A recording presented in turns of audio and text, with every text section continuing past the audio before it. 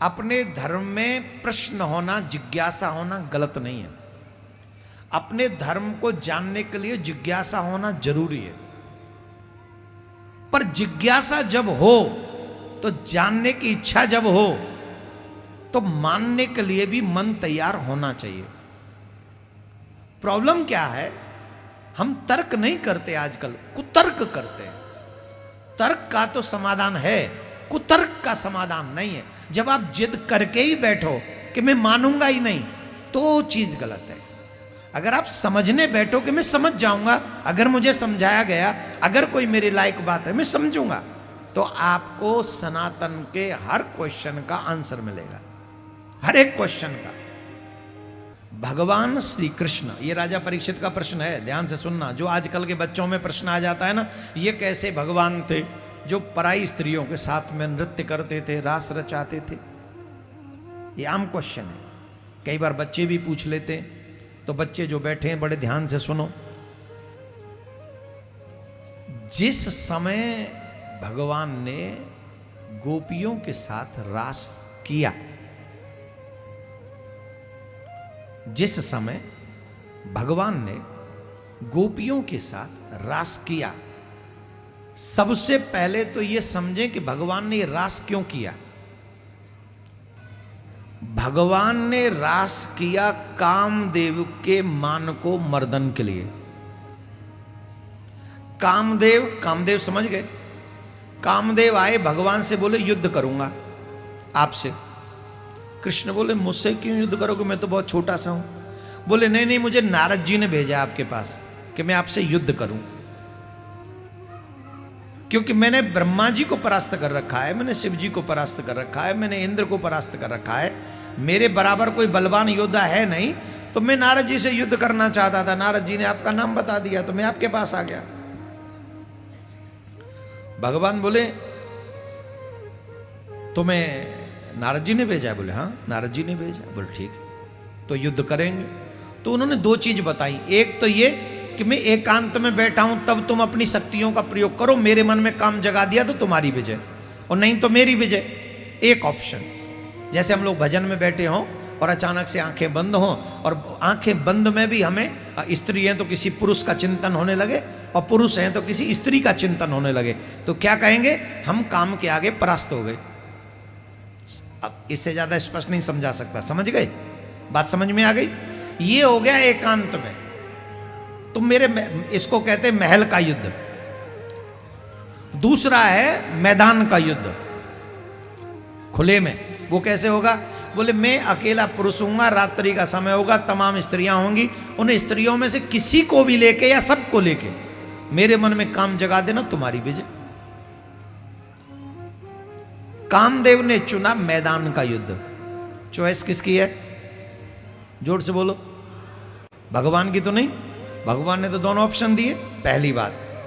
दूसरी बात, यहां कोई मेडिकल स्टूडेंट बैठा है?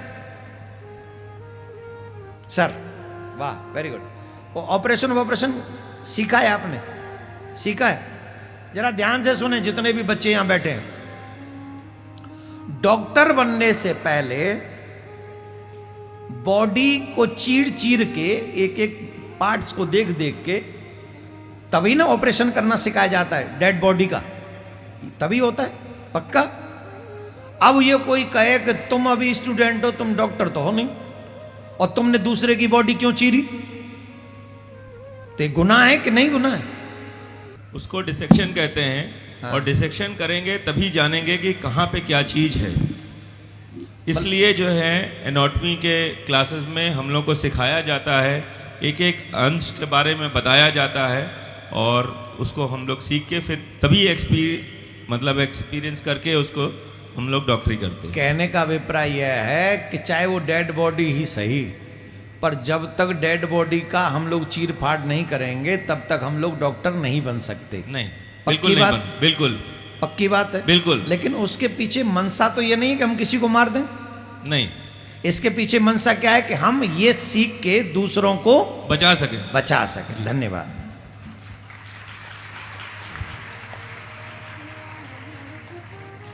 अब उसी चीर फाड़ से किसी आदमी को मारा जा सकता है, और उसी चीड़फाड़ को सीख कर किसी आदमी को बचाया जा सकता है। तो स्टूडेंट लाइफ में जो डॉक्टर होते हैं वो सीखते हैं किसके लिए? बचाने के लिए, राइट? ये आपका साइंस कहता है और साइंस इसी पे काम करता है। भगवान ने कामदेव को ये चॉइस दी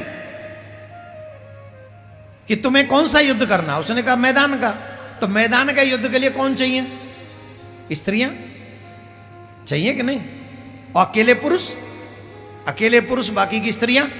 उन सब के बावजूद भी जो सोचनीय बात है वो ये है, इतनी स्त्रियों के बीच में भी कामदेव भगवान के मन में काम नहीं जगा सका। क्या नहीं कर सका? काम नहीं जगा सका। तो किसकी विजय हुई? जोर से बोलो। अगर गोपियां नहीं होती, अगर रात्रि नहीं होती, इतनी सुंदर गोपियां नहीं होती, कामदेव कहता मैं नहीं जगा सका, तो वो कहते तुमने किया ही कहां, तुम अकेले थे, हम क्या कर पाते? तो भगवान ने उन गोपियों को भी रखा। बोले ये लो, ये आजकल के बच्चे जो मोबाइल में किसी की फोटो देख के फिदा हो जाते हैं, मोबाइल में, इन्हें भी पता नहीं का बाप नहीं पहुंच सकता वहां तक जिसकी ये फोटो है। इन्हें मालूम है कि जिसकी ये फोटो है वहां तक हमारी अप्रोच नहीं है, फिर भी हाँ कितनी सुंदर है ये, हाँ है सुंदर। सिर्फ फोटो पे फिदा होने वाले लोग ये क्या जाने काम को जीतना क्या होता है, ये जान ही नहीं सकते। जो स्वयं 24 घंटे काम के अधीन रहते हो वो योग योगेश्वर कृष्ण को कैसे जान सकते हैं? मैं बताता हूं। भगवान श्री कृष्ण की आयु कितनी थी उस समय? 7 साल। कितनी? 6.5 से 7 साल। यहां किसी 6.5-7 साल के बच्चे को उठाओ और उनसे पूछो तुम्हें स्त्री पुरुष का भेद मालूम है? ये आजकल के बच्चों की गारंटी नहीं, ये कंप्यूटराइज पैदा हो रहे हैं। पर मैं जब की बात कर रहा हूं वो द्वापर युग के अंत की बात है, जहां कलयुग भी। आप लोग सिर्फ 50 साल पहले जो लोग हैं, कौन कौन रहे 50 साल पहले? आप थे? आप सच्ची सच्ची बताओ, 50 साल पहले के बच्चों में और आज के बच्चों में अंतर है कि नहीं? कितना अंतर है? 50 साल पहले के बच्चों को मोबाइल में फोटो नहीं दिखते थे, वो स्टेप नहीं करते थे, छैया वाला स्टेप नहीं करते थे मोबाइल में।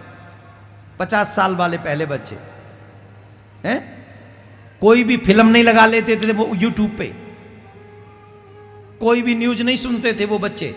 उन्हें तो वही जर्नल चीजें, वो गांव में खेलते रहो, कूदते रहो, उदम करते रहो, बस।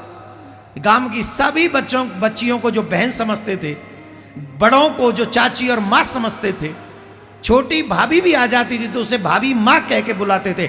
50 साल के बचपन, पहले के बचपन की बात कर रहा हूं। आज के बचपन की भाभी को आदि पत्नी समझते हैं। ये क्या जाने, बहन को भी सही रिस्पेक्ट न देने वाला पागल आदमी क्या जानेगा रिलेशन किसको कहते हैं, रिस्पेक्ट किसको कहते हैं। आज के युवाओं को इन मूवियों ने, इन थिएटर्स ने, इन कहानियों ने सिर्फ और सिर्फ स्त्री पुरुष को भोग का पदार्थ बना दिया, इसके अलावा कुछ नहीं, इसके अलावा कुछ नहीं। इसके अलावा वो सोच नहीं सकते, बुद्धि नहीं है इसके अलावा सोचने की, उतना माइंड नहीं है। स्त्री पुरुष मतलब चलो भैया, एक नारियल 2 पाए, और कुछ है ही नहीं, तीसरी चीज ही नहीं है उसमें, इसके अलावा कुछ नहीं है। अरे स्त्री पुरुष का मतलब होता है, लक्ष्मण से सीखो। लक्ष्मण जी से राम जी ने जब सीता जी का हरण हो गया और जब कुंडल दिखाए सुग्रीव ने, कुंडल दिखाए सुग्रीव ने, लक्ष्मण से कहा पहचानना जरा। राम जी ने पहचानो, ये तुम्हारे भाभी के ही कुंडल है ना। लक्ष्मण रो पड़े। भगवान श्री राम बोले क्यों रोते हो? बोले क्षमा करना भैया, मैं इनकी पहचान नहीं कर सकता। पर क्यों? बोले मैंने कभी मां के कानों तक दृष्टि डाली ही नहीं आज तक। मैंने तो सिर्फ और सिर्फ अपनी मां के चरणों का ही दर्शन किया है। मैं अपने मां के पायल की तो पहचान कर सकता हूं, कुंडल की नहीं कर सकता, क्योंकि मैंने कभी चरणों से ऊपर उठकर अपनी नजर नहीं लेके, क्यों? वो मेरी मां है।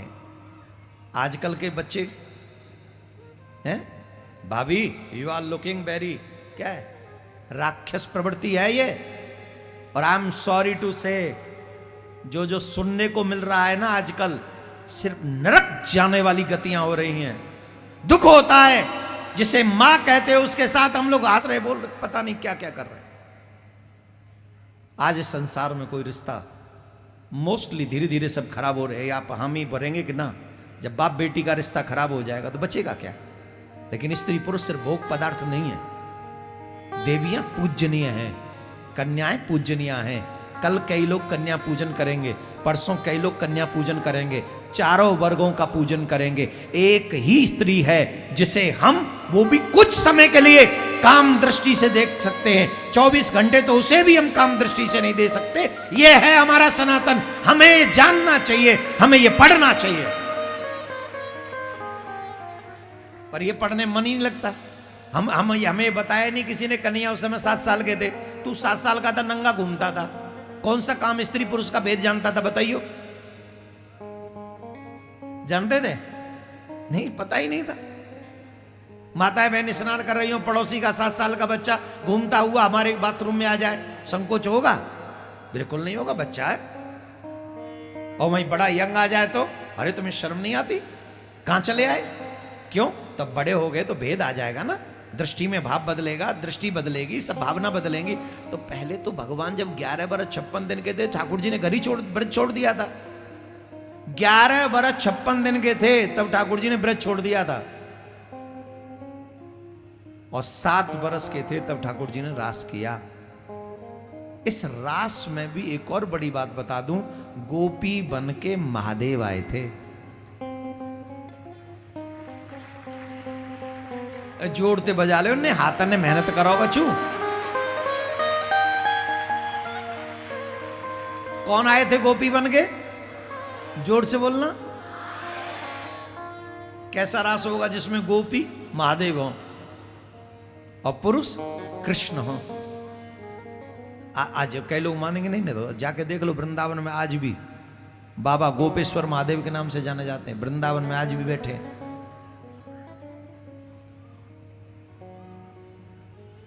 क्या कहोगे इसे? ये रास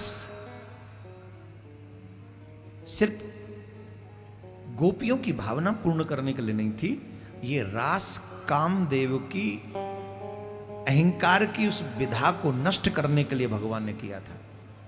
कामदेव के मान को, मदनो मनमतो मारो प्रद्युम्नो निकेतन, ऐसा काम कहा करता था। कामदेव का यह डंका था, मुझे कोई हरा नहीं सकता। ये वो कामदेव है, जब प्रकट हुआ तो जिसने प्रकट किया उसके मन में भी काम जगा दिया था। इसने अपने पिता ब्रह्मा के मन में काम जगा दिया था। ये वो कामदेव है। और इस कामदेव को पानी पिला पिला के अगर किसी ने मारा तो मेरे कन्हैया ने मारा, वो भी ब्रज में मारा, पानी पिला पिला के। पत्नी रोने लगी, महाराज बख्श दो, क्षमा कर दो, दया कर दो। तब भगवान ने कहा डोंट वरी, अभी तो नहीं, पर जब मैं द्वारका जाऊंगा तब ये मेरा बेटा बनेगा आगे। और वही कामदेव भगवान का बड़ा बेटा बना, जिसका नाम है प्रद्युम्न। क्या नाम है? जोर से बोलो।